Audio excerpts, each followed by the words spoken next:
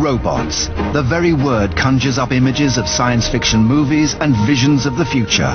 But could our ancestors have created automatic, programmable machines hundreds or even thousands of years ago? Full-size human replicants, animals that moved by themselves, sophisticated multi-action robotic chronometers over 15 meters tall. New evidence suggests that ancient robots could have really existed.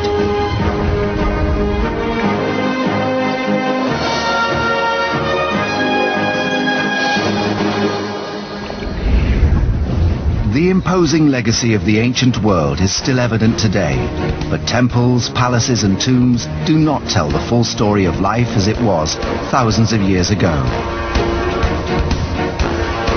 If we look deeper beneath the ruins, we find a world of extraordinary automated machines.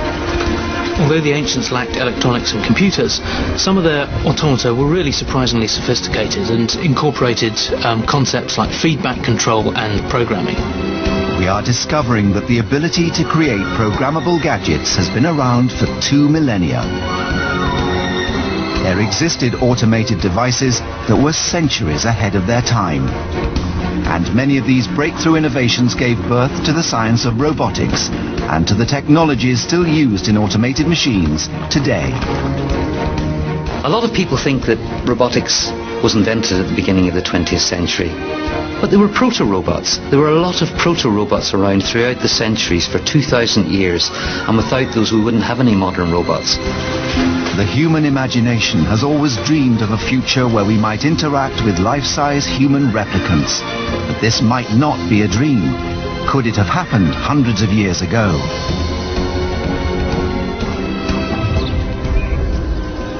Vinci is a small town nestled in the Tuscan hills. It might have remained an insignificant dot on the map were it not for one man, the town's most famous son, Leonardo da Vinci. The genius of Leonardo was recognized in his own time. Not only a renowned artist, he was also a gifted inventor and pioneering engineer.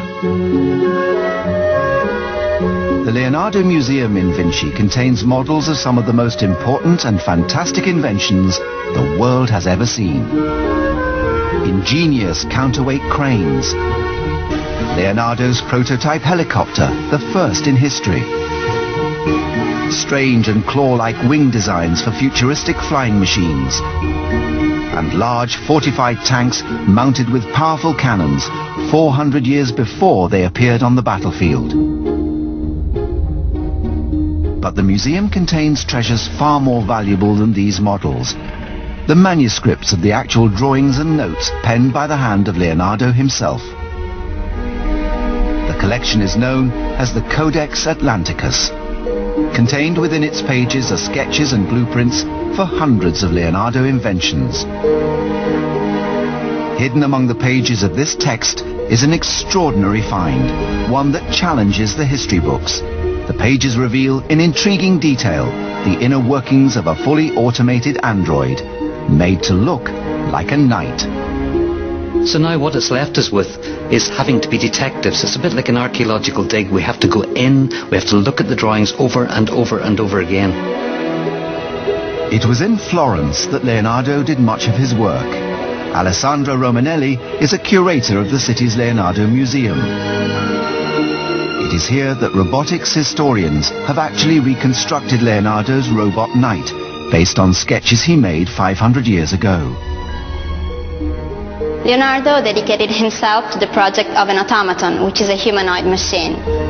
The android's design was based on an advanced knowledge of biomechanics. And that's the science of how our bodies move. And so he was all the time thinking about, how could I make a machine that would be like a person? Leonardo's robot was intended to replicate human movement. Muscles, tendons and ligaments were all studied meticulously before their functions were incorporated into the robot's design. Leonardo thought of the human body as a wonderful, perfect machine, and he tried to create a mechanical model that could reproduce the effect of human movements. Cogs in the robot's chest were attached to axles that were wound with rope. As the key cogs rotated, the rope became unwound or wound tighter. The rope was attached to the limbs, and as the rope was pulled or released, the limb moved. It worked through the effect of tightening and loosening the ropes to simulate the traction and straining of limbs. Beneath the knight's armor, we can see the gears and ropes that turn to tighten and loosen the ropes attached to the arms. We can see the wheels in the robot's chest. The ropes were fed from the cogs in the chest, through the shoulder, and all the way down the arms. The result was that the turning of a gear produced a movement in the limb. This would be the movement of the arm. Put together, it produced a remarkably human result. So what the robot can do is hug someone. So they reckon they went up to people and hugged them. The robot knight would have enthralled and entertained audiences wherever it went. But were there ancient robots designed for more sinister and violent purposes? The ancient Greeks lived in an age of myth and legends, a world populated by gods and monsters. But in ancient texts, there are stories of another kind of being, this one fully mechanical. Stories of robot warriors.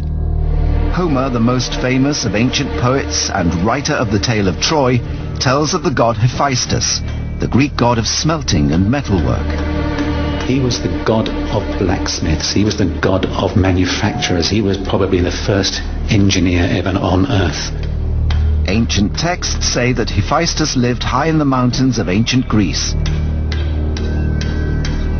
This was where he had his forge and manufactured weapons, armor, and all things metal for the gods.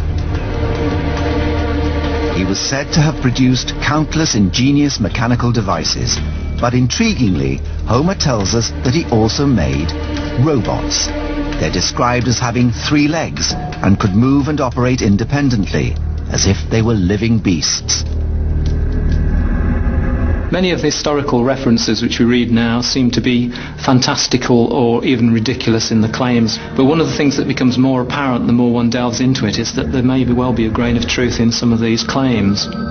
But is the idea of real working android soldiers in the ancient world as far-fetched as we might think? The Greek myths tell of ancient supersized humanoid warriors. A good example here is the man-robot android called Talos, who was made as a gift to the king of Crete. Legend has it that Zeus, the father of the gods, gave the robot giant to King Minos of Crete. The warrior's task was to defend the island against all enemies. Talos was claimed to be able to move and was claimed to be able to fight and was given to help defend the place. Talos ran around the island 3 times a day and pelted invaders with large boulders. Was this the world's first robot warrior? If anything, it was robotic in shape, but probably consisted of a person in a suit. Whether the Talos existed or not, it is evidence of a fascinating discovery. Even if the ancient Greeks did not yet have the technological capability to build human replicants, they had taken a massive conceptual step. They wanted to create machines that behaved like humans. They understood that with the right technology, human robots could be constructed. Most of the cultures in the ancient world had mythological references to robotic machines or robotic people. There seems to be a sort of human obsession with machines that mimic the human form or animal form. They certainly were starting to put together the ground rules of robotic machines. They understood levers, pulleys. Most of the mechanical principles that we know of today were invented in those times. The ancients clearly understood the concept of robotics. But were they able to put theoretical principles into practice? It was left to one remarkable man to fully automate the ancient world.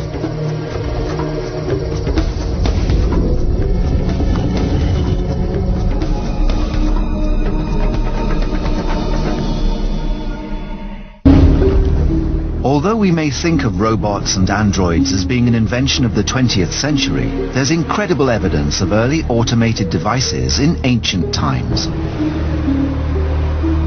At the height of his power, the empire of Alexander the Great contained much of the known world, and perhaps